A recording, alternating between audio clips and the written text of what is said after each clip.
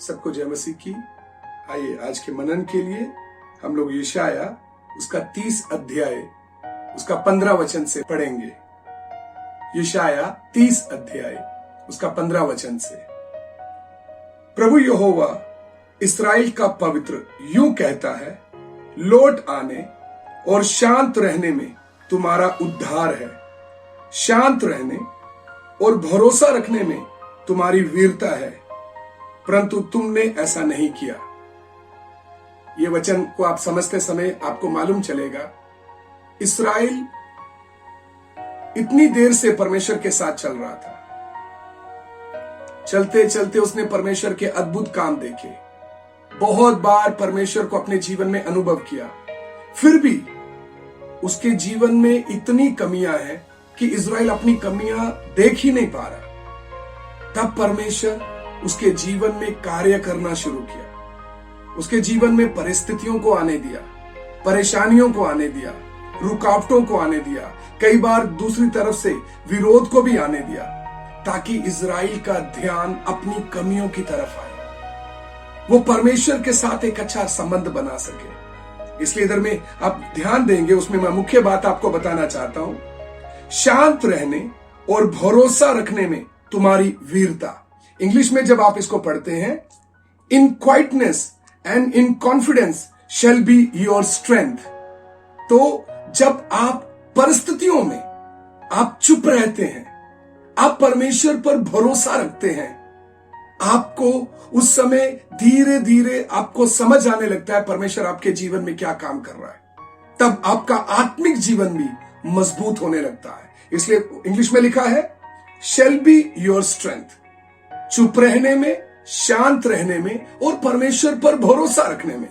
कई बार, और ये सब कुछ परमेश्वर हमसे प्रेम में होकर कार्य करता है। हमसे बहुत ज्यादा परमेश्वर प्रेम करता है। अगर वो प्रेम ना करता हो तो परमेश्वर हमारे जीवन में कभी भी इस तरह से कार्य करने की उसको जरूरत नहीं है। मैंने पिछली वीडियोस में भी आपको बताया, आपने सुना कैसे एक माँ बाप अपने बच्चों का जीवन को सुधारने के लिए या उसको और उन्नति की ओर ले जाने के लिए कई बार उनके जीवन में सख्ताई करते हैं। कई बार उनकी गलतियों के कारण बच्चे अपनी गलतियां नहीं समझते, अपनी कमियों को नहीं पहचानते। हमारा परिवार हमारा ध्यान को उन बातों की तरफ ले जाना चाहते हैं ताकि हम उनको पहचाने, क्योंकि हम उसको पहचानने से ही परमेश्वर को हमारे जीवन में कार्य करने का मौका मिलेगा। इसलिए मैं आपको एक और वचन पढ़कर बताना चाहता हूं ताकि आप इसको अच्छी तरह से समझ पाओ। आमोस उसका 4 अध्याय उसका 6 वचन। आमोस उसका 4 का 6। मैंने तो तुम्हारे सब नगरों में दांत की सफाई करा दी और तुम्हारे सब स्थानों में रोटी की घटी की, तो भी तुम मेरी ओर फिरकर न आए। हमें बहुत बार परेशानियों को, मुसीबतों को देखकर ऐसा लगता है जैसे परमेश्वर हमें भूल गया। परमेश्वर हमारे साथ कठोर होते समय हमें लगता है परमेश्वर हमसे प्यार ही नहीं करता। लेकिन जब आप वचन को समझते हैं, आपको मालूम चलेगा। इधर भी देखते समय परमेश्वर इस्राएल को क्या बोल रहा है, लिखा है, मैंने तुम्हारे सब नगरों में दांत की सफाई करा दी। दांत की सफाई आपको मालूम है आपको कब जरूरत पड़ती है? जब आपके दांत में कीड़ा लगने लगता है, आपके दांत गंदे होने लगते हैं, तब आप डेंटिस्ट के पास जाते हैं। वो जाकर आपके दांतों की सफाई करता है। दांतों की सफाई करते समय आपके दांत साफ होते हैं। तब वो बहुत सी बातों में आपको कुछ चीजें खाने के लिए मना करता है। क्यों मना कर रहा है? ताकि आपके दांत साफ रहे। उसी रीति से आत्मिक तौर पर भी हम इधर उधर बहुत कुछ करते रहते हैं, जिसके कारण हमारे आत्मिक दांत गंदे हो जाते हैं या आत्मिक दांतों में कीड़ा लग जाता है। परमेश्वर उसकी सफाई कैसे करता है आप उसको समझिएगा। समझने के लिए मैं बार बार बोलता हूं, आपके जीवन में जो कमियां हैं, जो आपके जीवन में कुछ ऐसी बातें हैं जो आप पहचान नहीं रहे, आप उसको छोड़ना भी नहीं चाह रहे, तब परमेश्वर हमारे आत्मिक दांतों की सफाई करता है। आप उसको वचन से पढ़ने से ही आपको समझ आएगा। लिखा है, मैंने तुम्हारे सब नगरों में दांत की सफाई करा दी और तुम्हारे सब स्थानों में रोटी की घटी की है, तो भी तुम मेरी ओर फिरकर न आए।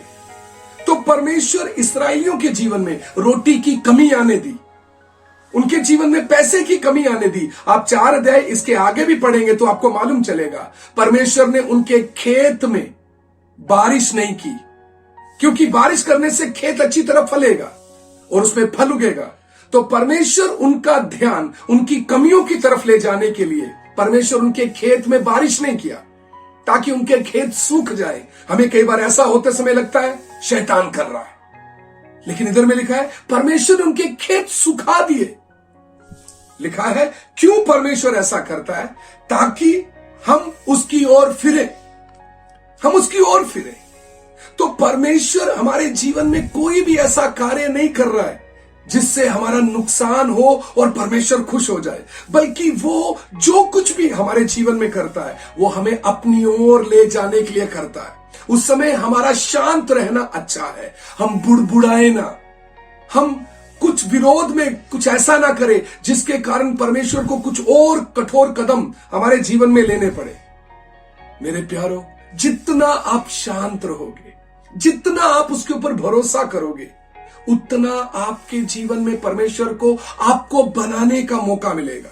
यूहन्ना कितना अच्छा लिखता है, बोलता है जब वो आएगा हम उसके समान होंगे। हमारी सोच कहां तक है? हम बहुत बुद्धिमान हैं, बहुत पढ़े लिखे हैं, लेकिन हमारी सोच किधर तक है? हमारी सोच एक लिमिट है, जहां पर हमारी सोच खत्म होती है, हमारा सोच, हमारा नॉलेज, हमारा ज्ञान जहां पर खत्म हो जाता है, उधर परमेश्वर का कार्य शुरू होता है। तो आप समझिएगा, हम परमेश्वर के कार्यों को पूरी तरह नहीं समझते, इसलिए हम परेशान ना हो। आप शांत रहकर, थोड़ी देर आप शांत रहकर परमेश्वर को कार्य करने दे, फिर देखिए परमेश्वर आपके जीवन में क्या करता है। मैं एक और वचन पढ़कर आपको बताना चाहता हूं, होशे उसका 6 अध्याय 1 वचन पढ़कर आप देखिएगा।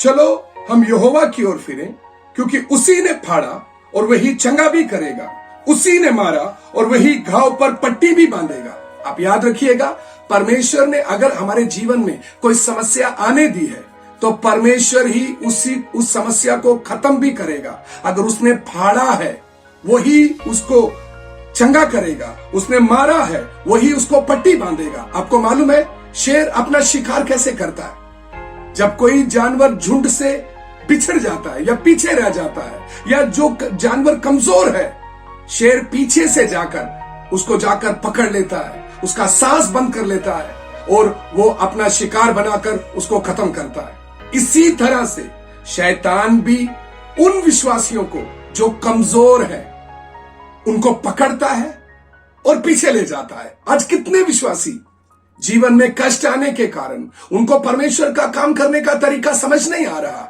इसलिए वो परमेश्वर का प्यार को ना समझने के कारण जब समस्या आती है वो घबरा जाते हैं, वो पीछे हट जाते हैं। मेरे प्यारो, पीछे मत हटो, आप चुप रहो, उस पर भरोसा रखो, फिर देखो परमेश्वर कैसे कार्य करता है। तब आपको मालूम चलेगा परमेश्वर आपसे कितना प्रेम करता है। शायद इस पृथ्वी में आपको सारी बातें समझ नहीं आएंगी, लेकिन आप थोड़ा सा इंतजार करने से, थोड़ा सा आप इसमें आगे बढ़ने से आपको मालूम चलेगा प्रभु आपसे कितना प्यार करता है, क्योंकि आप धीरे धीरे आप उसी ईश्वरीय स्वभाव में आप बदल रहे हैं। परमेश्वर आपको बना रहा है। आप इसको मनन करिएगा। प्रभु आपको इस वचन के द्वारा आशीष दे।